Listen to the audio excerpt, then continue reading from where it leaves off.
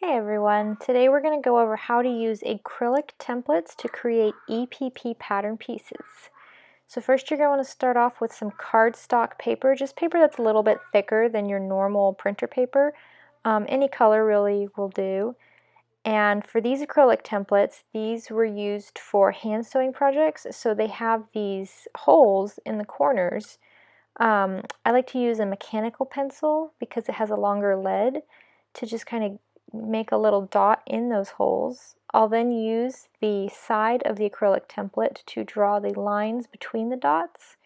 You can use any straight edge for this. It doesn't have to be the template, whatever you're comfortable working with.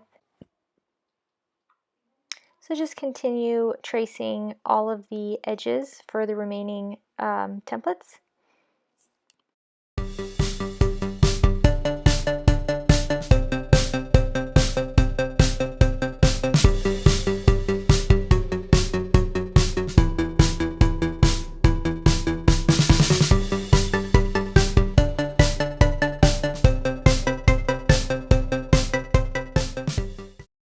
So now we're ready to work on the triangular shapes. We're going to do this just like we did the square shapes, where we put a dot where the holes are and use either the side of the acrylic template or a ruler to connect those dots with a straight line. This is why it's also good to use a pencil when doing this, because sometimes these templates can slip out of your hands and you don't want to get confused with permanent lines. It's easier just to be able to go back and erase them.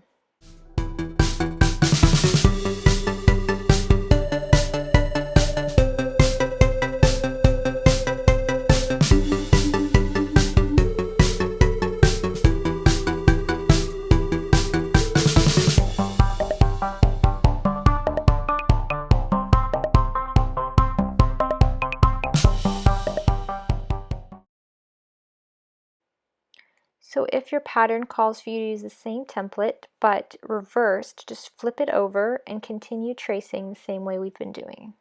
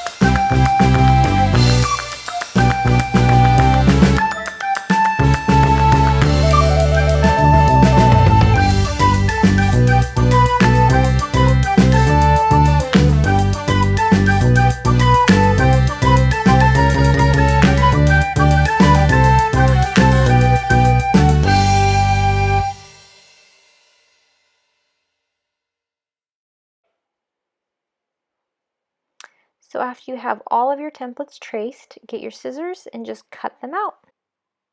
So now we have all of our paper pieces cut, we have all of our fabric pieces cut, and we're going to glue them together.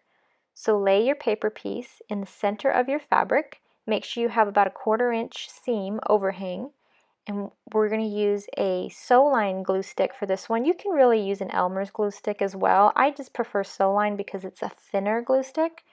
Just draw a line of glue along the edge and gently fold over the fabric.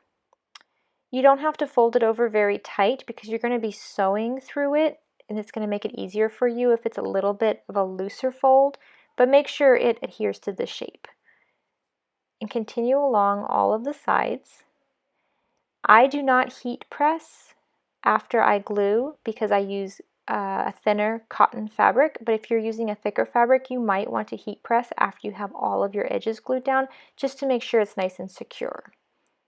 After you've completed one shape, just keep on gluing until you have all of the shapes glued and all of your EPP pattern pieces ready to go. These smaller pieces can sometimes be a little bit more difficult to glue down. Just go nice and slow. If you find that the pattern piece is shifting after you glue the side down, like it does here, you can always just put a dot of glue on the back of the pattern piece so that it will stay in the center of your fabric wherever you originally wanted it to be. Continue gluing all of the edges. Don't worry so much about the dog ears on triangular pieces. We will address those as we sew. For now, we're not going to trim them. We'll just leave them.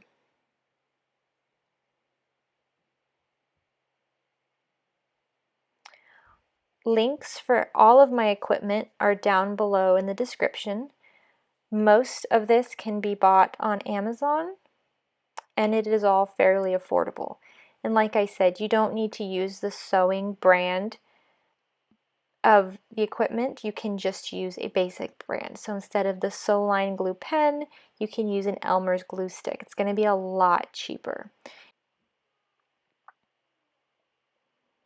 So just continue gluing all of your pieces. Right now I'm just showing you how to deal with some of the smaller pieces. If you want to have a larger seam allowance than a 1/4 inch, you're more than welcome to do that, but with these smaller pieces it might be a little bit more difficult because the overlap will end up blocking the template name, which you'll need whenever you're putting the pattern together. These trapezoids are pretty simple to do. Any straight line pattern pieces are going to be fairly simple to glue down since you're just dealing with straight lines.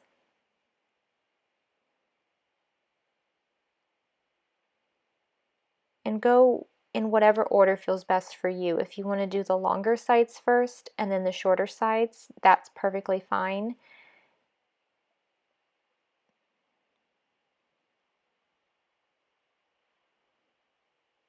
And here we go. Here's one of each of our pattern pieces that is being used for the Delilah quilt by Kingwell.